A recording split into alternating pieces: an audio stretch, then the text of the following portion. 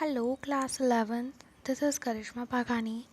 We have already read chapter 1 of your English book, that is The Portrait of a Lady. Now we are discussing questions and answers of this chapter. Notice these expressions in the text and infer their meanings from the context.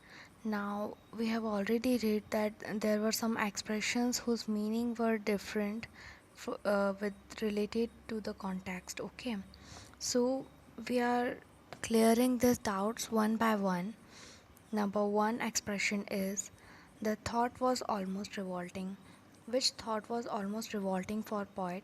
The thought that the author's grandmother was young and pretty raises a doubt in the mind of the author. He finds it hard to believe.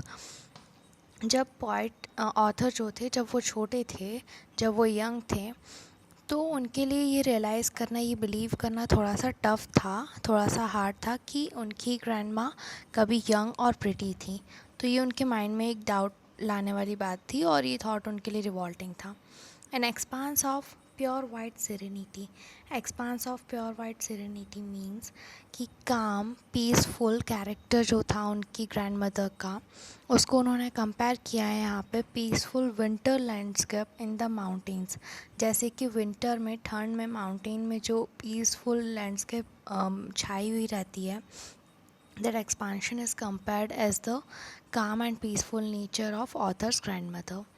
A turning point. What was a turning point in author's and her grandmother's relation, where where they moved to a city house? Okay, their friendship turns to a next point. Okay, next situation. Accepted her seclusion with resignation. Seclusion means what? कि उनको जो condition मिली है उसको उन्होंने accept कर लिया था with slight resignation. This shows the author's grandmother passive submission to her scheduled life.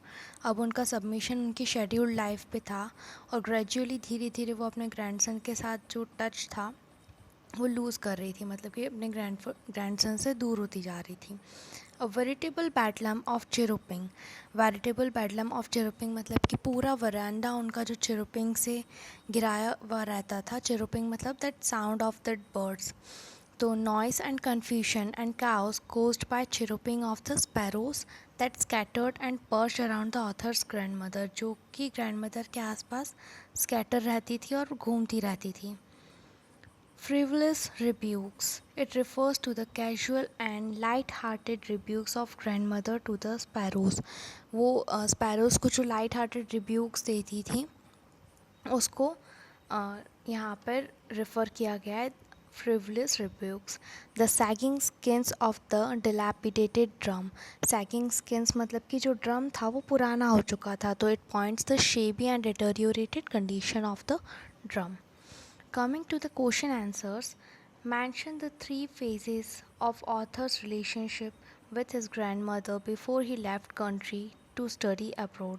Country abroad जाने से पहले जब उन्होंने कंट्री छोड़ी थी उससे पहले ऑथर की रिलेशनशिप के 3 फेजेस हमको बताने हैं तो फर्स्ट फेजेस कौन सा है फर्स्ट फेज़ तब था जब ग्रैंड मदर और पॉइट की फ्रेंडशिप बहुत अच्छी थी ग्रैंड माँ उनका बहुत ध्यान रखती थी और उनको स्कूल के लिए जगाती थी स्कूल के लिए रेडी करती थी उनको स्कूल तक अकम्पनी देती थी और उनकी फ्रेंडशिप बहुत अच्छी थी सेकेंड फेज़ ऑथर का तब था जब वो अपने पेरेंट्स के घर पे गए थे वो लोग सेम रूम में रहते थे लेकिन वो उनके लिए एक टर्निंग पॉइंट था और एक दूसरे से बहुत कम मिल पाते थे थर्ड फेज़ ये वो था जब ऑथर ने यूनिवर्सिटी को ज्वाइन कर लिया था और उनको एक नया रूम दे दिया गया था तो फ्रेंडशिप की जो कॉमन लिंक थी वो भी उनसे छीन ली गई थी तो अब ग्रैंड माँ क्या करती थी बस अपने स्पिनिंग व्हील में बैठ के प्रेयर्स रिसाइट करती थी ठीक है Mention 3 reasons why the author's grandmother was disturbed when he started going to city school. हमें 3 reasons देने कि ऑथर की ग्रैंडमदर डिस्टर्ब क्यों थी जब उन्होंने सिटी स्कूल में जाना स्टार्ट किया तो ऑथर की ग्रैंडमदर जो थी वो अनहैप्पी थी खुश नहीं थी जैसे ही उन्हें ये पता चला कि ऑथर को कौन सी चीज़ें पढ़ाई जा रही हैं वेस्टर्न साइंस और वेस्टर्न लर्निंग से रिलेटेड चीज़ें उनको पढ़ाई जा रही तो वो खुश नहीं थी secondly she did not believe in such things that were taught at his new school जो उनको नए स्कूल में पढ़ाया जा रहा था उस पर वो बिलीव नहीं करती थी वो डिस्टर्ब रहती थी क्योंकि उनके स्कूल में गॉड और स्क्रिप्चर्स को लेके स्टडी नहीं होती थी। Thirdly, she was unhappy with the idea of music lessons. Music lessons जो स्कूल में दिए जा रहे थे उस आइडिया से भी वो खुश नहीं थी, और उन्होंने कंसीडर किया हुआ था, उनके माइंड में ये फीलिंग थी कि लो डिग्निटी वाले जो पीपल होते हैं, जिनके पास डिग्निटी नहीं होती है, उनके लिए म्यूज़िक सूटेबल है। ठीक है। Which language do you think the author and his grandmother used while talking to each other?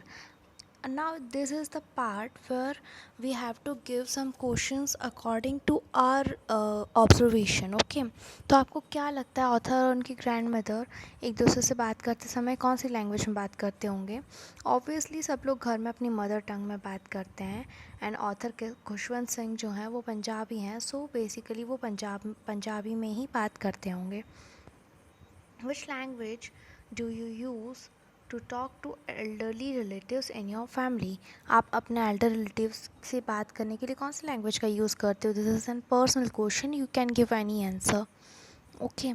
How would you say a dilapidated drum in your language? In our language, we say it फटा हुआ ढोलक. Can you think of a song or poem in your language that talks of homecoming?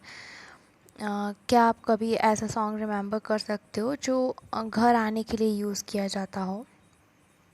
Coming to some questions of this chapter only. Mention 3 ways in which the author's grandmother spent her days after he grew up. 3 ways बताने हैं कि author की grandmother ने कैसे अपने दिन निकाले थे जैसे ही वो बड़े हुए थे। तो ऑथर की ग्रैंडमदर ने एक्सेप्ट कर लिया था उनकी कंडीशन को विथ अ स्लाइट रेजिग्नेशन। उन्होंने अकेले अपने आप को इंगेज कर लिया था प्रेयर्स में और स्पैरोज़ को फीड करने में। तो अकेले ही उन्होंने अपने डेज निकाले थे। Mention the odd way in which the author's grandmother behave just before she died. वो लास्ट डेज बताने हमको कि ऐसे कौन से ऑड वे में ऑथर की ग्रैंडमदर ने बिहेव किया था जस्ट बिफोर शी डाइड। तो उन्होंने प्रे करना बंद कर दिया था the day before she died, and she was not going to waste any more time talking to us. वो किसी से भी बात नहीं करना चाहती थी, और वो बेड पे पीसफुली प्रे करते हुए, अपनी बीट्स को काउंट करते हुए, मतलब कि अपनी माला जपते हुए सिर्फ सोई हुई थी, लेटी हुई थी। और जैसे जैसे ही सबको पता चलता उससे पहले ही उनके लिप्स जो थे वो मूव करना बंद हो गए थे और रोजरी बिट्स उनके लाइफलेस फिंगर्स से गिर गई थी। Mention the way in which the sparrows express their सोरो। स्पैरोज ने अपना दुख कैसे जताया जब ग्रैंडमदर की डेथ हो गई थी। तो ऑथर की ग्रैंडमदर जो थी वो एक स्पैरोज़ के साथ एक यूनिक बॉन्ड उनका था। ऐसा लगता था कि वो जब भी स्पैरोज़ को फीड करती हैं तो वो सबसे ज़्यादा हैप्पी होती हैं, वो उनके दिन का सबसे ज़्यादा हैप्पीनेस वाले आवर्स होते हैं। और ऑथर की ग्रैंडमदर जिस दिन डेथ हुई थी, जब उनकी डेथ हुई थी, तो स्पैरोज़ जो थी वो उनकी डेड बॉडी के आसपास स्कैटर होके बैठी हुई थी, और वो क्वाइटली बिल्कुल साइलेंस में उनकी मदर की ग्रैंडमदर की डेथ के बाद क्वाइटली वहाँ पे बैठी हुई थी, और उन्होंने ब्रेड क्रम्स जो उनकी तरफ फेंके गए थे उन पर बिल्कुल भी नोटिस नहीं किया था। और फाइनल राइड्स के बाद सारी जो चिड़ियाएँ थी, सारी स्पैरोज़ जो थी वो उड़ गई थी, और उसके बाद में ब्रेड क्रम्स को स्वीपर ने हटाया था। योर नेक्स्ट क्वेश्चन इज़ कि ऑथर की ग्रैंडमदर जो थी वो एक रिलीजियस पर्सन थी, और ऐसे कौन से डिफरेंट वेज़ हैं जिसमें हमको ये पता चलता है कि वो एक रिलीजियस पर्सन थी। रिलीजियस पर्सन मीन्स जो काइंड हार्टेड हो और जो प्रेयर्स में ज़्यादा बिलीव रखता हो, रिलीजियंस में, अपने रिलीजन में बिलीव रखता हो। तो ऑथर की ग्रैंडमदर एक रिलीजियस लेडी थी जिनका हार्ट बहुत काइंड था, और वो हाउस में, पूरे घर में रोज़री बिट्स मतलब माला जपते जपते घूमती थी।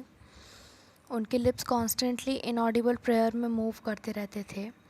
She said her morning prayer monotonous sing song hoping that the author would learn it by heart. और उन्हें वो अपनी प्रेयर्स गाती रहती थी ऑथर को रेडी करते करते, मोनोटोनस सॉन्ग में मतलब कंटिन्यूसली, ताकि ऑथर भी उनको लर्न कर ले। हर दिन वो ऑथर के साथ में स्कूल जाती थी ताकि वो टेंपल में बैठ सके जो स्कूल के साथ अटैच था, और वो क्या रीड करती थी, होली बुक्स रीड करती थी घंटों तक। और उनको गॉड के लिए जो टीचिंग्स दी जाती थी उस शिक्षा में बहुत बिलीव था, स्क्रिप्चर्स में। और ना ही उनको ये अच्छा लगता था कि सिटी स्कूल में जाकर उनका ग्रैंडसन जो है वेस्टर्न कल्चर, वेस्टर्न एजुकेशन को अपनाए। और धीरे ही धीरे उन्होंने प्रेयर्स रिसाइट करना पूरे दिन स्टार्ट कर दिया था। एंड बिफोर डाइंग उन्होंने अपनी फैमिली मेम्बर से बात करना बंद कर दिया था और सिर्फ प्रेयर कर रही थी और बीट्स काउंट कर रही थी। Okay, so this all means that she was a religious lady. Question 2 is relationship जो ऑथर और उनकी ग्रैंड मदर के बीच में चेंज हुआ था, तो उसको डिस्क्राइब करना है और क्या उनकी फीलिंग्स भी चेंज हुई थी एक दूसरे के लिए। तो स्टोरी ये डिस्क्राइब करती है कि पूरा फेज़ जो उनकी रिलेशनशिप का उन्होंने शेयर किया है ऑथर ने और उनकी ग्रैंड मदर ने, वो पूरी स्टोरी अच्छे से शेयर करती है। उनके अर्ली चाइल्डहुड में ऑथर ने उनकी ग्रैंड मदर के साथ बहुत स्ट्रॉन्ग बॉन्ड शेयर किया हुआ है, जबकि ये हाउएवर मतलब कि हालांकि उनकी जो फ्रेंडशिप की ये नॉट थी वो लूज़ हो गई थी जब उनके पेरेंट्स ने उनको सिटी हाउस पे शिफ्ट कर दिया था। अब ग्रैंडमा उनके साथ नहीं रहती थी स्कूल जाने के लिए और ना ही उनके लेसन्स में उनको हेल्प कर पाती थी। और अचानक से उनके रिलेशनशिप में एक क्रैक आ गया था जब ऑथर ने यूनिवर्सिटी को ज्वाइन किया था। क्रैक आना मतलब कि टूट जाना एक तरीके से। जब उनको एक प्राइवेट रूम दिया गया था तो उनके बीच में जो कॉमन लिंक था फ्रेंडशिप का वो भी ख़त्म हो गया था। एक दूसरे से वो बहुत दूर हो गए थे और ऑथर 5 सालों के लिए अब्रॉड चले गए थे। इन चेंजेस के साथ भी उनका जो रिलेशनशिप था वो बदला नहीं था। उनकी फीलिंग्स जो थी एक दूसरे के लिए वो बदली नहीं थी।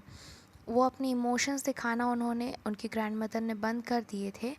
जब ऑथर लीव कर रहे थे अब्रोड के लिए तो उन्होंने पूरे दिल से उनकी होम कमिंग और रिटर्न जब वो हुए थे तो उन्होंने पूरे दिल से उनको सेलिब्रेट किया था। ओके, क्वेश्चन नंबर 3 इज़ क्या आप एग्री करते हो उस चीज़ से कि ऑथर की जो ग्रैंड मदर थी वो उनका कैरेक्टर बहुत स्ट्रॉन्ग था, और इफ़ यू से येस देन कौन से इंस्टेंसेस ऐसा शो करते हैं। So answer is yes, author की ग्रैंड मदर का जो कैरेक्टर था वो बहुत ही स्ट्रॉन्ग था। और कौन कौन से इंस्टेंसेस, कौन कौन से टाइम्स ऐसे थे जब ऑथर की grandmother she was a picture of contentment. Contentment means what, कि उनको हर चीज़ से कंटेंटमेंट, सुकून मिलता था। उनके अपने खुद के थॉट्स थे लर्निंग ऑफ स्कूल, मतलब स्कूल में जो लर्निंग होनी चाहिए उसके लिए उनके खुद के थॉट्स थे। और उन्होंने कंसीडर किया था कि स्क्रिप्चर्स जो हैं वो ज़्यादा फ्रूटफुल हैं इंसान के लिए rather than science and music. Next is जब वो अकेले थी तो उनके सेक्लूशन की फेस में, उस सिचुएशन में उन्होंने स्पिनिंग व्हील के थ्रू भी उसको फीड करना स्टार्ट कर दिया था। नेक्स्ट पॉइंट इज़ कि वो अपने इमोशंस नहीं दिखाती थी, बहुत कम इमोशंस दिखाती थी जब ऑथर जो थे वो अब्रॉड जा रहे थे स्टडीज़ के लिए। और जिन्होंने भी उनको स्टॉप करने का ट्राई किया था उनको इग्नोर करते हुए उन्होंने अपने ग्रैंडसन की होम कमिंग जो थी वो घंटों तक सेलिब्रेट की थी। और उनकी लाइफ के लास्ट फ्यू आवर्स में उन्होंने फैमिली मेम्बर्स के प्रोटेस्ट को इग्नोर करते हुए, मतलब कि जो फैमिली मेम्बर्स नहीं मान रहे थे कि she is near to end, so उस प्रोटेस्ट को इग्नोर करते हुए उन्होंने सबसे बात करना बंद कर दी थी और प्रेयर्स को रिसाइट करना, अपनी जो माला थी उसको जपना उन्होंने कंटिन्यू रखा था। सो ये कुछ इंस्टेंसेस थे जो उनके स्ट्रॉन्ग कैरेक्टर को रेफ़र करता है। Have you known someone like your author's grandmother? Do you feel same sense of loss with regard to someone who have you loved and lost? This is a personal question, students. You can give answer on your experiences basis. So here we are completing our chapter 1 with questions and answers description. We'll start the poem of this chapter, that is a photograph, in the next lecture. Tab tak keep studying.